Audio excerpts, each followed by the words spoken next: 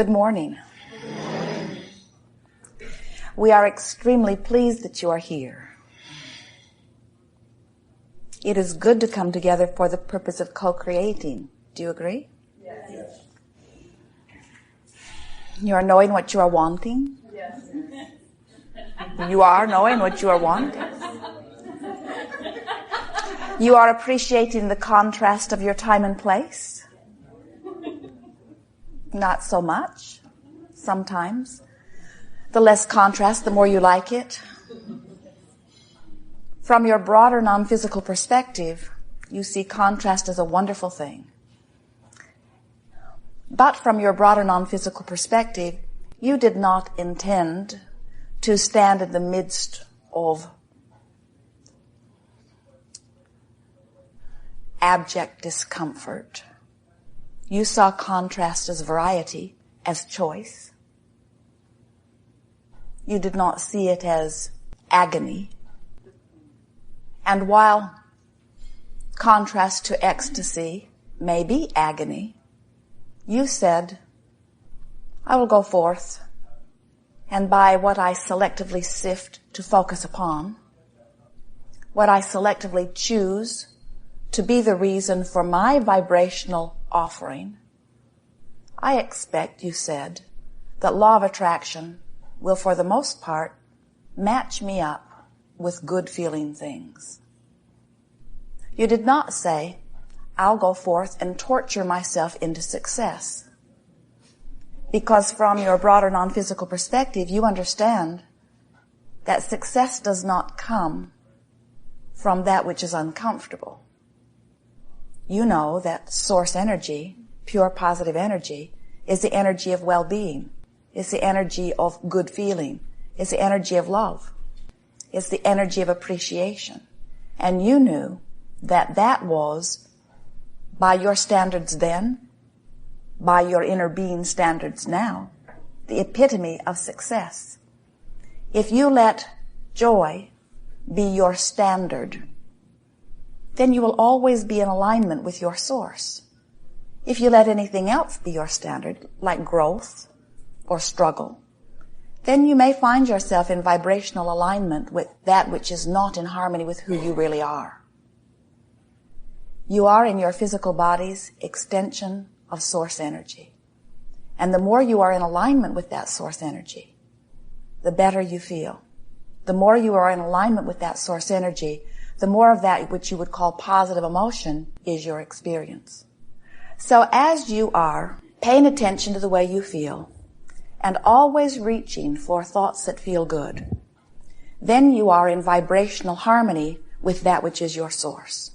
And if we were standing in your physical shoes, that would be our dominant intent. We would seek first to be in alignment with who we really are.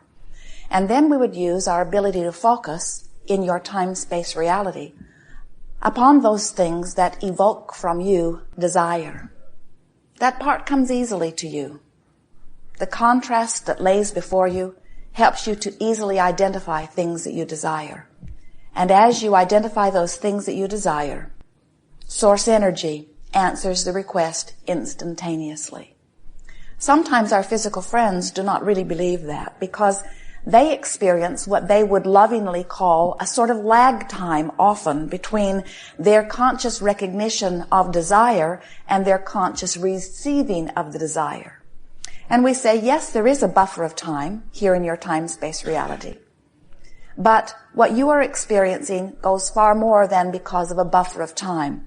What you are experiencing, if you have identified that you desire something and it is not easily and speedily coming to you, you have a vibrational inconsistency. In other words, you have a desire that carries one vibrational reading and a habit of offering vibration that is quite different from that. Some may say to you, your desires and your beliefs aren't matching up. And those would be perfect words.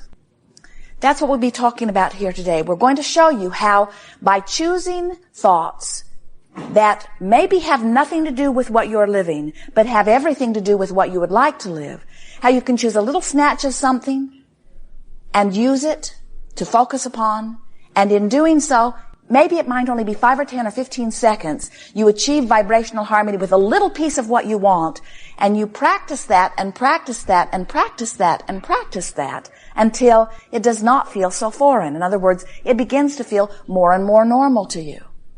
Until it is normal to you, your life will pretty much be over here. So the willpower that we would encourage you to muster is not about moving physical things around. It's about holding your mindset upon objects of attention that feel pretty good while you're doing it. Jerry awakened from a dream a while back, and he said to Esther, very vivid dream. It just occurred to me, he said, that everything about that dream was my doing, my creation. I put every character in the dream. I gave them their personalities. I gave them the words that they spoke to me. If they were disrespectful to me, I put the words in their mouth. If they were praising of me, I put the words in their mouth. And as we chatted with him about it later, we said, that's exactly right. Just as what you think and feel manifests in your real life experience, what you think and feel manifests in your dreamscape. But the reason that we are wanting to talk about how Jerry and all of you are the creator of your own dream is because we want you to, just for a little while, play with us, humor us, serve yourself in powerful ways by being the creator of your own virtual reality. Now, the way that we think that it would be easiest for you to create your virtual reality process is by seeing yourself sort of like the director of a screenplay or a movie. Which means the first thing that you might want to do is to decide where this is all going to take place. Pick a place. Is it indoors or is it outdoors? Pick a place that is easily pleasing to you at first. Later on, you can pick any place and you can do whatever you want with it. In the beginning, do easy things. So, pick a scene. Is it indoors or outdoors? Is it morning or is it afternoon or is it evening? What does the air feel like? What is the temperature? How are you dressed? Who else is there? What is their mood? What is your mood? Is this a time of celebration? Why are you together? And now exchange just a few words of dialogue. And what you can begin to realize is that with just a little bit of mental exercise, you can go anywhere you choose. You can make it look any way you want it to look. You can make it feel any way you want it to feel. You can bring in anybody that you want to bring in. You can give them the attitude toward you that you want to give them. You can give yourself the attitude toward them that you want to feel. And then you can exchange some happy words and then get out. In other words, get in quick and get out.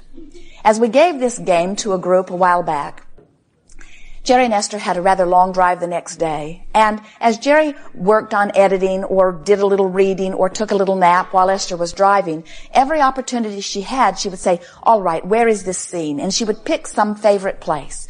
And then she would say, what time of day is it? Sometimes it was morning, sometimes it was afternoon, but it was always a lovely time of day that she chose. When she would think about what the air felt like, sometimes she would give it just a little humidity. Sometimes it would be so dry that it would feel good as it blew across her body.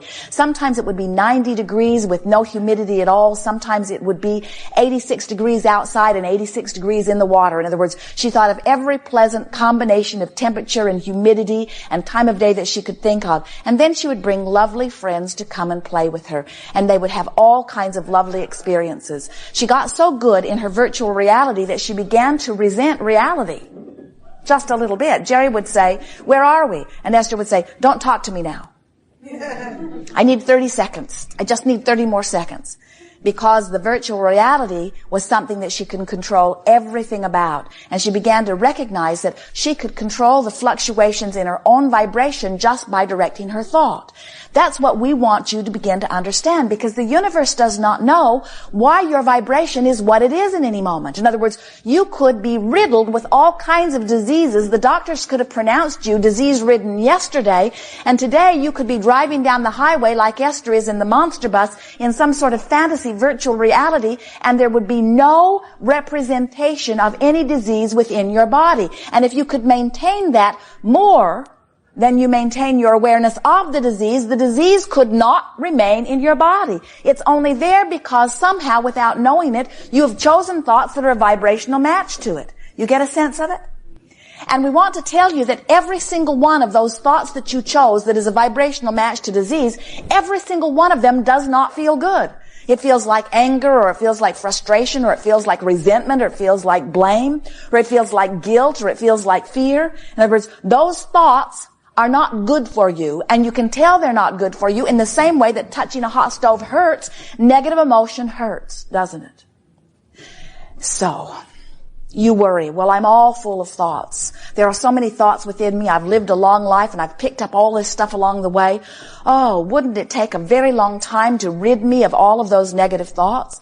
And we say, you don't have to rid yourself of negative thoughts. In fact, you can't. You cannot dig into your past and undo a thought that you thought. But you know what? You don't have to, because only the thoughts that are activated within you at any time have any vibrational pull.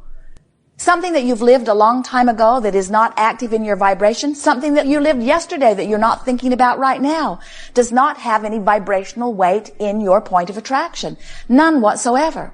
But sometimes what happens is, as you're moving along in your physical day and you're interacting with others, somebody will say something, or you'll hear something, or you'll see something, or you'll smell something that triggers a vibration within you that doesn't feel very good when it's triggered. And that's the time for you to say, oh, my guidance system is working. I can feel that there's something activated within me that's not serving me very well. Because in this activation of this vibration, there's some resistance within me that is now disallowing the well-being that would be there otherwise. So that's when you choose a thought that feels better.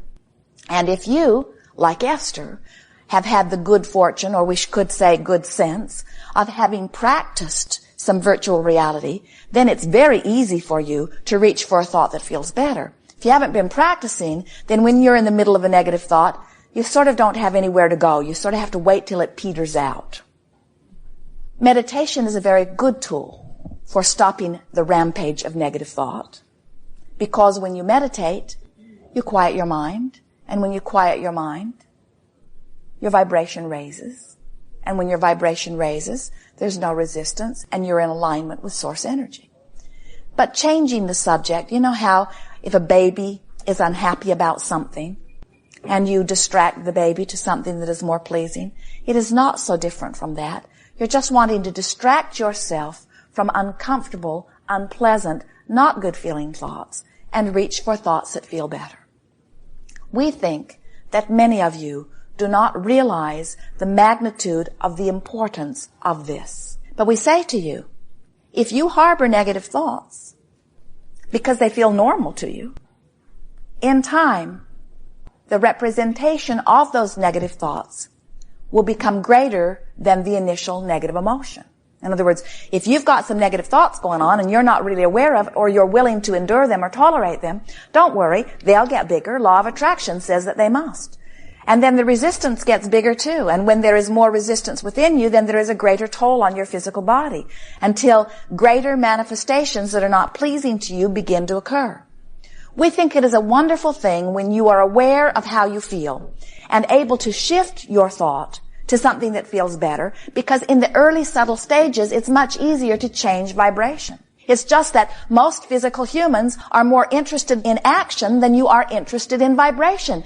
And it's a sort of screwy way of looking about it, because vibration is everything to you. The way you are vibrating equals your point of attraction. Everything comes to you. You are a veritable magnet calling to you everything that you are feeling. So if you are feeling mistreated, people mistreat you everywhere. If you are feeling uncared for, nobody cares for you.